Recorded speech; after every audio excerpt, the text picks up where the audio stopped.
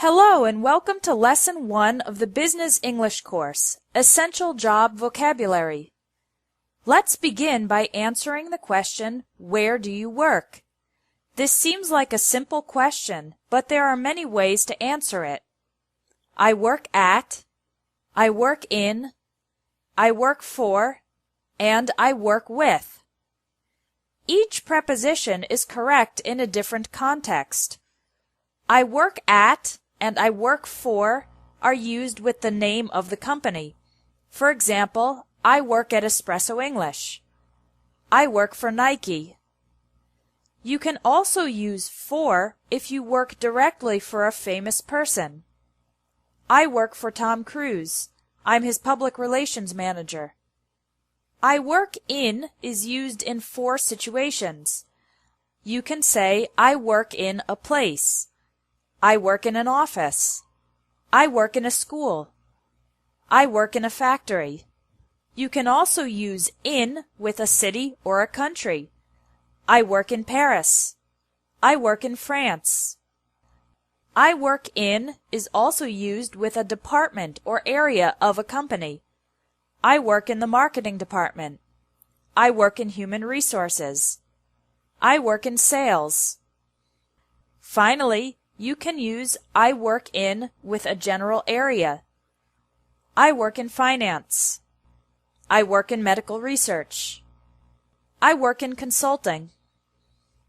You can say I work with the things or people that are the objects of your day-to-day work. For example, I work with computers. I'm a teacher. I work with special needs children. If you want to add more details about your work, you can say, I'm responsible for. I'm responsible for updating the company website. I'm responsible for interviewing candidates for jobs. After I'm responsible for, use the ing form of the verb.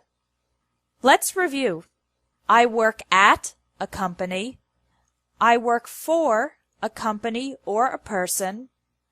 I work in a place, city, country, department, or general area. I work with people or things. In conversational English, the question where do you work is commonly phrased as what do you do or what do you do for a living. How do you answer this question if you don't have a job? You can say, I'm unemployed, or more indirectly, I'm between jobs at the moment. If you work for yourself, you can say, I'm self-employed. If you have your own company, you can say, I own a small business, or more specifically, I own a restaurant, or I own a graphic design company. Now let's learn some essential employment vocabulary. When you are officially accepted into a new job at a company, you are hired by the company. For example, I was hired by an insurance company just 2 weeks after graduating from college. When you're hired, you become an employee of the company. The company becomes your employer. The other employees in the company are your colleagues or coworkers. The person above you who is responsible for your work is your boss or supervisor. As an employee of the company, you earn a salary, money you receive regularly for your work. Don't make the mistake of saying win a salary or get a salary. The correct verb is earn. If you're good at your job, you might get a pay raise or a raise, an increase in your salary.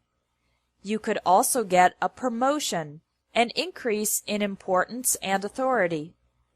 At the end of the year, some companies give their employees a bonus, extra money for work well done. The opposite of hire is fire, when your company forces you to leave your job. For example, Peter was fired because he never came to work on time. Usually, if someone is fired, it's because they did something bad. If an employee loses his or her job because of a neutral reason, like the company reducing its size, then we say the employee was laid off. For example, Donna was laid off when her company started having financial problems. If you decide to leave your job, there are 3 verbs you can use. I'm going to quit my job. I'm going to leave my job. I'm going to resign. Quit is informal. Resign is formal. And leave can be formal or informal. When an old person decides to stop working, the verb for this is retire. In most countries, people retire around age 65. Let's review the vocabulary you learned in this lesson. Listen and repeat to practice your pronunciation. Hire, employee, employer, colleague, coworker,